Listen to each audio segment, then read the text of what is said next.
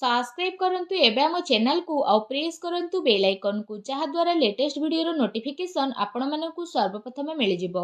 नमस्कार बंधुगण आपण मानकु हम यूट्यूब चैनल को स्वागत। बंधुगण आज आम जानिबा आगामी ए 5 दिन आपणक पई किपरि कटिबो, केउ प्रकारर आगामी 5 दिन को आपण प्लानिंग करिवे, आपणकर लव लाइफ किपरि रहिबो, बिजनेस किपरि रहिबो, व्यापार किपरि रहिबो, शिक्षा स्वास्थ्य सब विषय रे आज आम विस्तार पूर्वक भाबे जानिबा। तेणु भिडियो आग को आरंभ करने पूर्व आपन को रिक्वेस्ट, जदि आप चैनल नुआ करी चैनल को सब्सक्राइब करने सह पाखरे आसुवा बेल आइकन को क्लिक कर दिंतु। यह द्वारा जहाँ भी वीडियो आम आग को अपलोड करूँ तार नोटिफिकेशन आपण मानक सर्वप्रथम मिल जिवो। आसंतु जानिबा कि आगामी 4 दिन आपणक पई किपरि रहिबो। सबुठारु प्रथमे जानिबा ए 4 दिन रे कोन आपणक पई पॉजिटिव रहिबा पई जाउछि। फ्रेंड्स, जदि आम कहिबा ए दिन रे कोनोसी कार्य को नहीं भल सफलता आपको प्राप्त होबार संभावना मिलुछि। जदि आपण कौनसी प्रकारर कार्य योजना को विस्तार करने पई चेष्टा करूछंती किंबा कौनसी नुआ कार्यर आरंभ करने पई चाहुछंती तो सेथिरे आपनको भल सफलता मध्य प्राप्त हेबो। फ्रेंड्स, एहा सहित जदि कहिबा भूमि भवन वाहन आदि किणाकिणी पाई मध्य भल जोग मध्य बनुछि।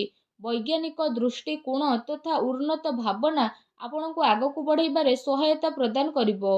बड़ लोकंकर सहयोग आशीर्वाद आपणक उपरे बनिकी रहइबो। फ्रेंड्स, एहा सहित जो समाचार को आपण प्राप्त करिबा पई काफी समय रु प्रयास करी आसुथुले तो सेही सबुरे आपणको सफलता अवश्य ही मिलिबो। केवल निजर कार्य को योजनाबद्ध उपाय रे करिबार आपणको आवश्यकता रहिछि। चाकरी पई दिया जाइथिबा प्रतियोगी परीक्षार परिणाम आपणको सपक्ष रे मध्य जीवो। आपण आपणकर लक्ष्य प्रति पूर्ण रूप से एकाग्र चित्त रहिबे। आपणको सफलता अवश्य ही ए दिन रे प्राप्त हेबो। ज्ञानवर्धन पुस्तक को पढ़िबारे निजर समय को व्यतीत करंतु। ता सहित कौनसी आध्यात्मिक तथा प्रतिष्ठित व्यक्तिंकर आशीर्वाद आपणको ए दिन रे मिली पारे और मार्गदर्शन मध्य मिलिबो। सामाजिक गतिविधि रे टिके दूरता बनेकी रखंतु। एथिरे समय व्यर्थ हेबा सहित आउ किछि आपणको प्राप्त हेबो नाही। दिन अपेक्षा आपण राति को अधिक गुरुत्व देबे। दिल अपेक्षा दिमाग रु कथा सुनिबा पई चेष्टा करंतु, जहा द्वारा आपणकर स्वाभिमान कौनसी भी परिस्थिति रे हिम्मतर साथ छाड़िबो नाही। एहा आपणकर सबुठारु बड़ संपत्ति अटे। संतानकर शिक्षा संबंधित कौनसी महत्वपूर्ण कार्य होई पारे। शिक्षा संस्थान रे आपणको शुभ फल मिलिबो। अनुभवी तथा जिम्मेदारी लोकंकर मार्गदर्शन आपणको आहुरी अधिक मजबूत करी देबो। जो कारण पई आपणको उचित परिणाम मध्य हासिल हेबो एवं आपणको मन बहुत ही प्रसन्न मध्य रहइबो। आसंतु जानिबा आपणको पई दिन रे कोन नेगेटिव रहिबो।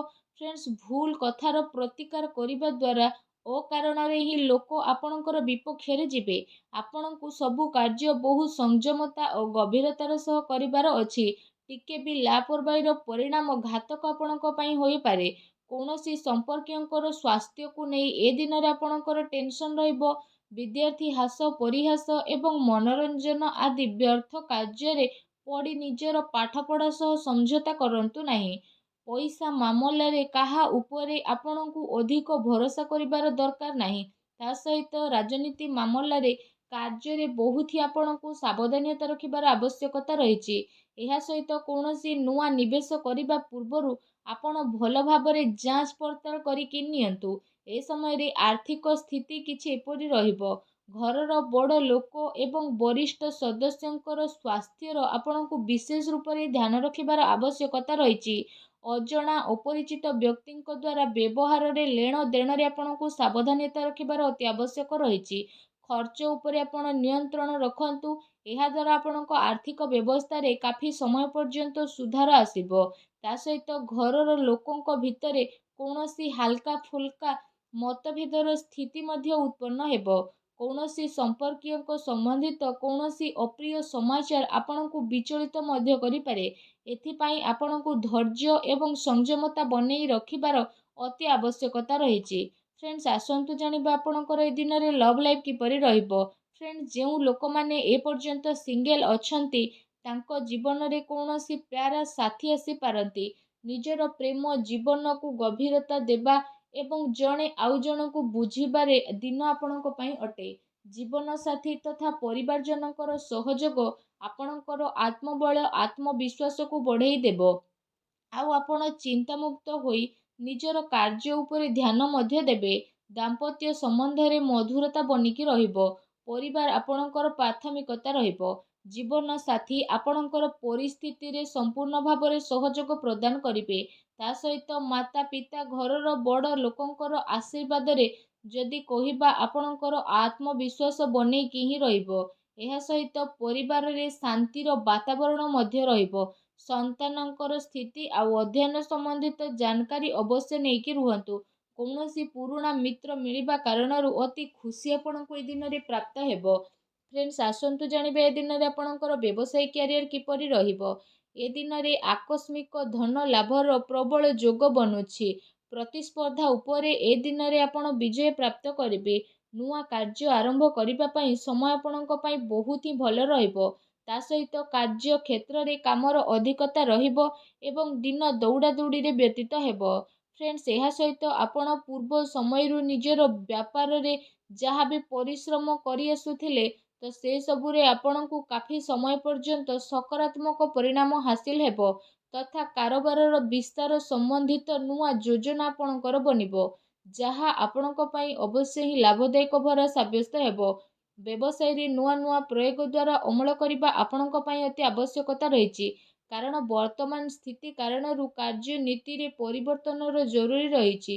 ଯଦି ଆପଣ ଭୂମି ଆଦି ଜିନିଷରେ ନିବେଶ କରିବାର ପ୍ରୋଗ୍ରାମ ବନଉଥାନ୍ତି ତ ଆପଣ ଏସବୁରେ ନିବେଶ କରିପାରିବେ। ଏ ସମୟ ଆପଣଙ୍କ ପାଇଁ କାଫି ଅନୁକୂଳ ଭରା ରହିବ, କାରଣ ଆଗକୁ ଯାଇ ଏହା ଆପଣଙ୍କୁ ବହୁତ ହି ଲାଭଦାୟକ ସିଦ୍ଧ ହେବ। ଫ୍ରେଣ୍ଡସ୍, ଆସନ୍ତୁ ଜାଣିବା ଏ ଦିନରେ ଆପଣଙ୍କର ସ୍ୱାସ୍ଥ୍ୟ କିପରି ରହିବ। ଫ୍ରେଣ୍ଡସ୍, ଏ ଦିନରେ ଆପଣ ଆପଣଙ୍କର ଶରୀରର କ୍ଷମତାକୁ ବନେଇ ରଖିବା ସହିତ ନିଜର ସବୁ କାର୍ଯ୍ୟକୁ ପୁରା ଶାରୀରିକ କ୍ଷମତାର ସହ କରିବାରେ ସଫଳ ହେବେ। ତା ସହିତ ଏ ଦିନରେ ଆପଣଙ୍କର ସ୍ୱାସ୍ଥ୍ୟ ବହୁତ ହି ଭଲ ରହିବ। ଆପଣ ନିଜକୁ ଚିନ୍ତା ମୁକ୍ତ ଏବଂ କାଫି ଊର୍ଜାବାନ ଅନୁଭବ କରିବେ। ତା ସହିତ ନିଜର ସ୍ୱାସ୍ଥ୍ୟକୁ ଆହୁରି ଅଧିକ ଭଲ ରଖିବା ପାଇଁ ଆପଣ ପ୍ରତ୍ୟେକ ଦିନ ଯୋଗ କରନ୍ତୁ, ବ୍ୟାୟାମ କରନ୍ତୁ ଏବଂ ସୁସ୍ଥ ରୁହନ୍ତୁ। ଫ୍ରେଣ୍ଡସ୍, ଆସନ୍ତୁ ଜାଣିବା ଏ ଦିନରେ ଆପଣଙ୍କ ପାଇଁ କ'ଣ ବିଶେଷ ଉପାୟ ରହିଛି। ଏ ଦିନରେ ଆପଣ ସ୍ନାନ ଆଦି କରିସାରିବା ପରେ ଭଗବାନ ସୂର୍ଯ୍ୟନାରାୟଣଙ୍କୁ ତମ୍ବାର ଢାଳରେ ଜଳାର୍ଘ୍ୟ ଅର୍ପଣ କରନ୍ତୁ। ଏହା ସହିତ ପକ୍ଷୀମାନଙ୍କୁ କିଛି ନା କିଛି ଖାଇବାକୁ ଦିଅନ୍ତୁ ଏବଂ ନିଜର ସାମର୍ଥ୍ୟ ଅନୁସାରେ ଗରିବ ଲୋକଙ୍କୁ କିଛି ନା କିଛି ଦାନ କରନ୍ତୁ। ଦେଖିବେ ଆପଣଙ୍କୁ ସଫଳତା ପ୍ରାପ୍ତ ହେବ ଏବଂ ଆପଣ ପାରୁଛନ୍ତି ଯେତେ ନିଜର କ୍ରୋଧ ଉପରେ ସବୁବେଳେ ନିୟନ୍ତ୍ରଣ ରଖିବା ପାଇଁ ଚେଷ୍ଟା କରନ୍ତୁ, ଯାହାଦ୍ୱାରା ଜୀବନର ପ୍ରତିଟି କ୍ଷେତ୍ରରେ ଆପଣଙ୍କୁ ସଫଳତା ନିହାତି ଭାବରେ ପ୍ରାପ୍ତ ହେବ। ଆଶା କରୁଛି ବନ୍ଧୁଗଣ ଆଜିର ଏହି ଛୋଟିଆ ଭିଡ଼ିଓଟି ଆପଣଙ୍କୁ ନିହାତି ଭଲ ଲାଗିଥିବ।